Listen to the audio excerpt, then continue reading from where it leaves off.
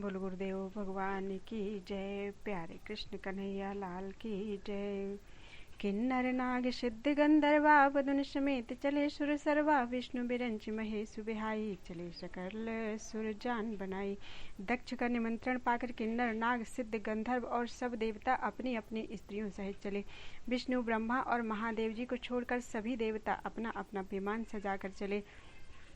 सती विलोके व्योम विमाना, जात चले सुंदर विधि नाना, सुर सुंदरी करहि कल गाना, सुनत श्रवण छूटे ही मुनि ध्याना। सती जी ने देखा अनेकों प्रकार के सुंदर विमान आकाश में चले जा रहे हैं। देव सुंदरियां मधुर गान कर रही हैं, जिन्हें सुनकर मुनियों का ध्यान छूट जाता है। पूछे तब स्यो कहे बखानी, पिता यज्ञ सुनि कछु हरसानी, जो महेशु मोहि आयसु देहि, कछु दिन जाई रहो मिस एहि। सती जी ने विमानों में देवताओं के जाने का कारण पूछा। तब शिवजी ने सब बातें बतलाई। पिता के यज्ञ की बात सुनकर सती कुछ प्रसन्न हुई और सोचने लगी कि यदि महादेव जी मुझे आज्ञा दें तो इसी बहाने कुछ दिन पिता के घर जाकर रहूं। पति परित्याग हृदय दुख भारी, कहूँ न निज अपराध विचारी। बोली सती मनोहर वाणी, भय संकोच प्रेम रसानी। क्योंकि उनके हृदय में पति द्वारा त्यागी जाने का बड़ा भारी दुख था, पर अपना अपराध समझकर वे कुछ कहती न थी। आखिर सती जी भय संकोच और प्रेम रस में सनी हुई मनोहर वाणी से बोली, पिता भवन उत्सव परम, जो प्रभु आयश होई, तो मैं जाऊं कृपायतन, सादर देखन सोई। हे प्रभु, मेरे पिता के घर बहुत बड़ा उत्सव है, यदि आपकी आज्ञा हो तो हे कृपाधाम, मैं आदर सहित उसे देखने जाऊं। कहे नीक मोरे मन भावा, यह अनुचित नहीं निबत पठावा। दक्ष सकल निज सुता बुलाई, हमरे बैर तुम ही बिसराई। शिवजी ने कहा, तुमने बात तो अच्छी कही, यह मेरे मन को भी पसंद आई, पर उन्होंने न्योता नहीं भेजा है, यह अनुचित है। दक्ष ने अपनी सब लड़कियों को बुलाया है, किंतु हमारे बैर के कारण उन्होंने तुमको भी बुला दिया। ब्रह्म सभा हम सन दुख माना, तेहि तें अजहु करहि अपमाना, जो बिनु बोले जाहु भवानी, रही नसील सनेह न कानी। एक बार ब्रह्मा जी की सभा में हमसे अप्रसन्न हो गए थे, उसी से वे अब भी हमारा अपमान करते हैं। हे भवानी, जो तुम बिना बुलाए जाओगी तो न सील स्नेह ही रहेगा और न मान मर्यादा ही रहेगी। जदपि मित्र प्रभु पितु गुर गेहा, जाइए बिनु बोले हुन संदेहा, तदपि विरोध मान जहाँ कोई, तहाँ गए कल्याण न होई। यद्यपि इसमें संदेह नहीं कि मित्र स्वामी पिता और गुरु के घर बिना बुलाए भी जाना चाहिए, तो भी जहाँ कोई विरोध मानता हो उसके घर जाने से कल्याण नहीं होता। भांति अनेक शंभु समझावा, भावी वैष्ण ज्ञान उर आवा, कहे प्रभु जाहु जो भी नहीं बुलाए, नहीं भली बात हमारे भाई। शिवजी ने बहुत प्रकार से समझाया, पर होनहार बस सती के हृदय में बोध नहीं हुआ। फिर शिवजी ने कहा कि यदि बिना बुलाए जाओगी तो हमारी समझ में अच्छी बात नहीं होगी। कही देखा हर जतन बहु रहे न दच्च कुमारी, दिए मुख्य गण संग तब विदा की नेत्र पुरारी। शिवजी ने बहुत प्रकार से कहकर देख लिया, किंतु जब सती किसी प्रकार भी नहीं रुकी, तब त्रिपुरारी महादेव जी ने अपने मुख्य गणों को साथ देकर उनको विदा कर दिया।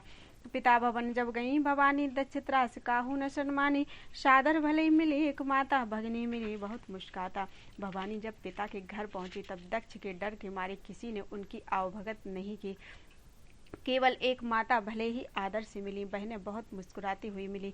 दक्ष न कछु पूसी कुशलाता, सती ही बिलो की जरे सब गाता, सती जाई देखे तब जागा, कतहु न देख शंभु कर भागा। दक्ष ने तो उनकी कुछ कुशल तक नहीं पूछी, सती जी को देखकर उल्टे उनके सारे अंग जल उठे। तब सती ने जाकर यज्ञ देखा तो वहां कहीं शिवजी का भाग नहीं दिखाई दिया। तब चित चढ़ेऊ जो शंकर कहेऊ, प्रभु अपमान समुझ उर्दहेऊ, पाछली दुख न हृदय अस व्यापा, जस यह भयऊ महापरितापा। तब शिवजी ने जो कहा था वह उनकी समझ में आया। स्वामी का अपमान समझकर सती का हृदय जल उठा। पिछला पति परित्याग का दुख उनके हृदय में उतना नहीं व्यापा था जितना महान दुख इस समय पति अपमान के कारण हुआ। यद्यपि जगदारुण दुख नाना, सबते कठिन जाति अवमाना, समुझ सो सति ही भयऊ अति क्रोधा, बहुविध जनने कीन प्रबोधा। यद्यपि जगत में अनेक प्रकार के दारुण दुख हैं, तथापि जाति अपमान सबसे बढ़कर कठिन है। यह समझकर सती जी को बड़ा क्रोध हुआ। माता ने उन्हें बहुत प्रकार से समझाया बुझाया। स्यो अपमानु न जाई सही, हृदय न होई प्रबोध, सकल सभई हटा की तब बोली बचन सक्रोध। परंतु उनसे शिवजी का अपमान सहा नहीं गया, इससे उनके हृदय में कुछ भी प्रबोध नहीं हुआ। तब वे सारी सभा को हठ पूर्वक डांटकर क्रोध भरे वचन बोले। सुनहु सभासद सकल मुनिंदा, कही सुनी जन शंकर निंदा। सो फल तुरत लहब सब काहू, भली भांति पछताव पिताहू। हे सभासदों और सब मुनीश्वरों सुनो, जिन लोगों ने यहाँ शिवजी की निंदा की या सुनी है, उन सबको उसका फल तुरंत ही मिलेगा और मेरे पिता दक्ष भी भली भांति पछताएंगे। संत शंभु श्रीपति अपवादा, सुनिए जहाँ तह असि मर जादा। काटिए तासु जीव जो बसाई, श्रवण मूंदी नत चलिए पराई। जहाँ संत शिवजी और लक्ष्मीपति विष्णु भगवान की निंदा सुनी जाए, वहाँ ऐसी मर्यादा है कि यदि अपना वश चले तो उस निंदा करने वाले की जीभ काट ले, और नहीं तो कान मूंद कर वहाँ से भाग जाए। जगदात्मा महेश पुरारी, जगत जनक सबके हितकारी। पिता मंदमति निंदत ते ही, दक्ष शुक्र संभव यते ही। त्रिपुर दैत्य को मारने वाले भगवान महेश्वर संपूर्ण जगत के आत्मा है। वे जगत पिता और सबका हित करने वाले हैं। मेरा मंद बुद्धि पिता उनकी निंदा करता है और मेरा यह शरीर दक्ष ही के वीर से उत्पन्न है। तजी हूँ तुरत दे ते ही हेतु, उरधरि चंद्र मौलि वृष केतु। अस्कहि जोग अग्नि तनुजारा, भयउ सकल मख हाहाकारा। इसलिए चंद्रमा को ललाट पर धारण करने वाले वृष केतु शिवजी को हृदय में धारण करके मैं इस शरीर को तुरंत ही त्याग दूंगी। ऐसा कहकर सती जी ने योगाग्नि में अपना शरीर भस्म कर डाला।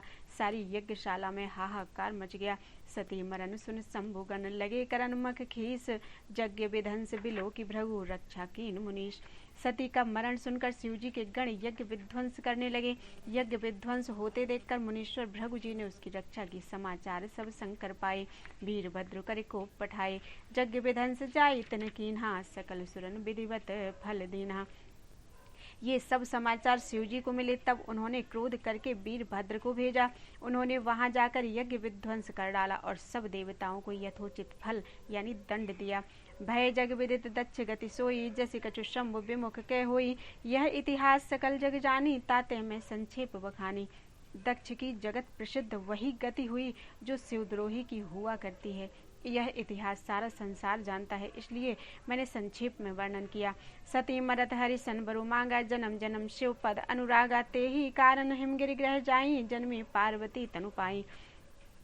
सती ने मरते समय भगवान हरि से यह वर मांगा कि मेरा जन्म जन्म में शिवजी के चरणों में अनुराग रहे। इसी कारण उन्होंने हिमाचल के घर जाकर पार्वती के शरीर से जन्म लिया। जब तह उमा शैल ग्रह जाई, सकल सिद्धि संपत्ति तह छाई। जह तह मुनि सुआश्रम कीन्हे, उचित बास हिमभूधर दीन्हे। जब से उमा जी हिमाचल के घर जन्मी, तब से वहाँ सारी सिद्धियां और संपत्तियां छा गईं। मुनियों ने जहाँ तहाँ सुंदर आश्रम बना लिए और हिमाचल ने उनको उचित स्थान दिए। सदा सुमन फल सहित सब द्रुम नव नाना जाति, प्रगति सुंदर शैल पर मनि आकर बहुभांति। उस सुंदर पर्वत पर बहुत प्रकार के सब नए नए वृक्ष सदा पुष्प फलयुक्त हो गए और वहाँ बहुत तरह की मणियों की खाने प्रकट हो गई।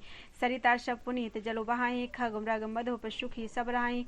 सहज बैरु सब जीवन त्यागा, गिरि पर सकल करहि अनुरागा। सारी नदियों में पवित्र जल बहता है और पक्षी पशु भ्रमर सभी सुखी रहते हैं। सब जीवों ने अपना स्वाभाविक बैर छोड़ दिया और पर्वत पर सभी परस्पर प्रेम करते हैं। सोह शैल गिर जाग्रह आए, जिम जनु राम भगति के पाए। नित नूतन मंगल ग्रह तासु, ब्रह्मादिक गावहि जसु जासु। पार्वती जी के घर आ जाने से पर्वत ऐसा शोभायमान हो रहा है जैसे राम भक्ति को पाकर भक्त शोभायमान होता है। उस पर्वत राज के घर नित्य नए नए मंगलोत्सव होते हैं, जिसका ब्रह्मादि यश गाते हैं। नारद समाचार सब पाए, कौतुक ही गिरि गेह सिधाए। शैलराज बड़ आदर कीना, पद पखारी बर आसन देना। जब नारद जी ने ये सब समाचार सुने तो वे कौतुक ही से हिमाचल के घर पधारे। पर्वतराज ने उनका बड़ा आदर किया और चरण धोकर उनको उत्तम आसन दिया। नारी सहित मुनि पद शिरुनावा, चरण सलिल सब भवन से चावा। निज सौभाग्य बहुत गिरिवर्णा, सुता बोली मेली मुनि चरना। फिर अपनी स्त्री सहित मुनि के चरणों में सिर नवाया और उनके चरणोदक को सारे घर में छिड़काया। हिमाचल ने अपने सौभाग्य का बहुत बखान किया और पुत्री को बुलाकर मुनि के चरणों पर डाल दिया। त्रिकालज्ञ सर्वज्ञ तुम, गति सर्वत्र तुम्हारी। कहूँ सुता के दोष गुण, मुनिवर हृदय विचारी।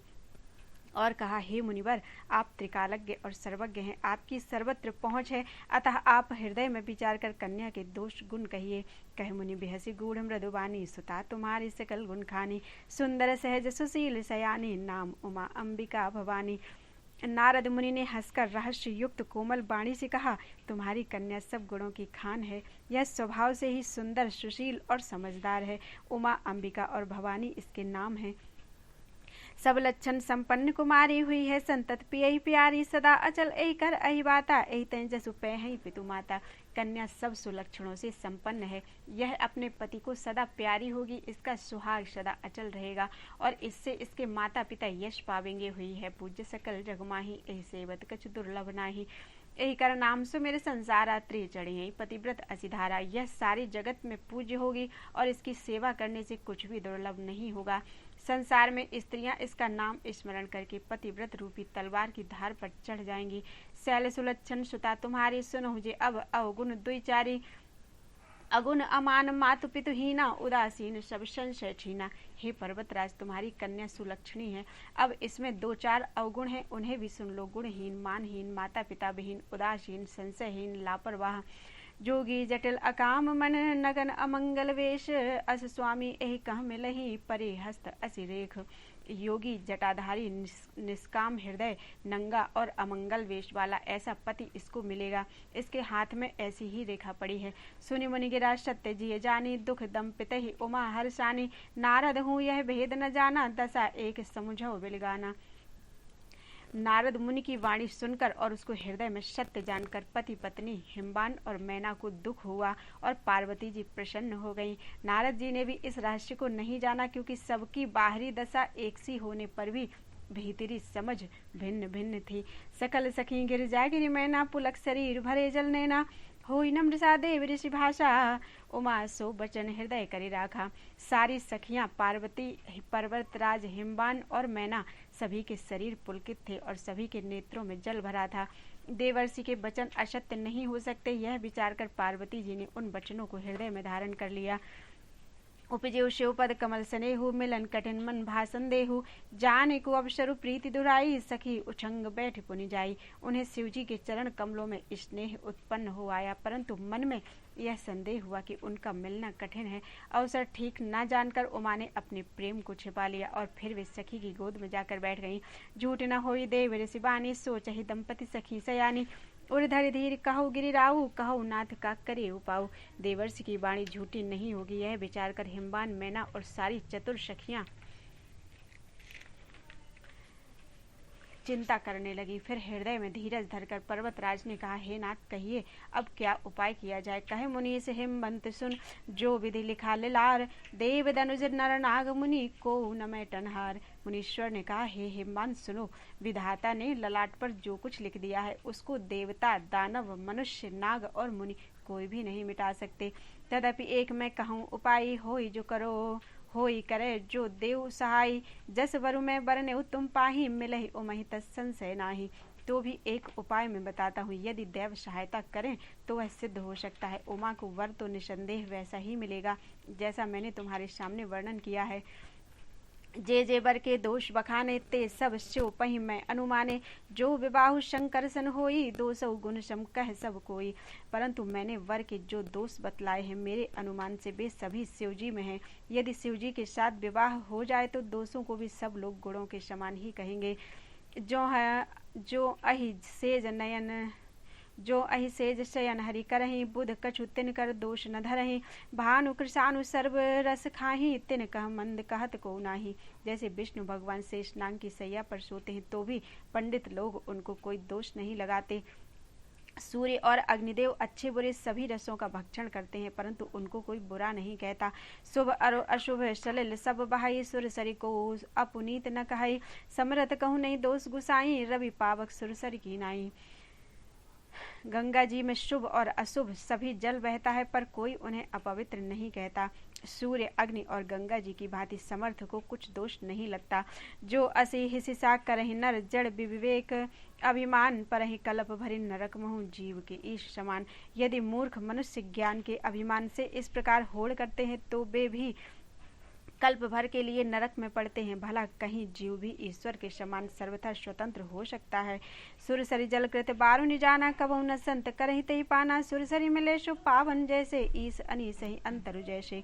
तैसे गंगा जल से भी बनाई हुई मदिरा को जानकर संत लोग कभी उसका पान नहीं करते, पर वही गंगा जी में मिल जाने पर जैसे पवित्र हो जाती है। ईश्वर और जीव में भी वैसा ही भेद है। शंभु सहज समरथ भगवाना, यही विवाह सब विधि कल्याणा, दुराराध्य पे अहि महेशु, आशुतोष पुन किए कलेशु। शिव जी सहज ही समर्थ हैं, क्योंकि वे भगवान हैं, इसलिए इस विवाह में सब प्रकार कल्याण है। परंतु महादेव जी की आराधना बड़ी कठिन है, फिर भी क्लेश करने से यानी तप करने से वे बहुत जल्द संतुष्ट हो जाते हैं। जो तप करे कुमारी तुम्हारी, भाव्यो मेट सकहि त्रिपुरारी, यद्यपि पर अनेक जग माही, यही कंस तजी दूसर नाही। यदि तुम्हारी कन्या तप करे तो त्रिपुरारी महादेव जी होनहार को मिटा सकते हैं। यद्यपि संसार में वर अनेक हैं, पर इसके लिए शिवजी को छोड़कर दूसरा वर नहीं है।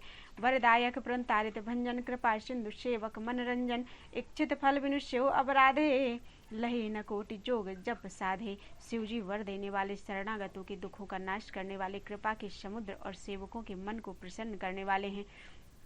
शिव जी की आराधना किए बिना करोड़ों योग और जप करने पर भी वांछित फल नहीं मिलता।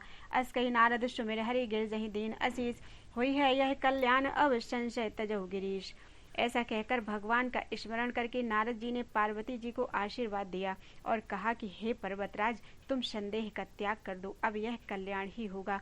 बोलो वृंदावन बिहारी लाल की जय।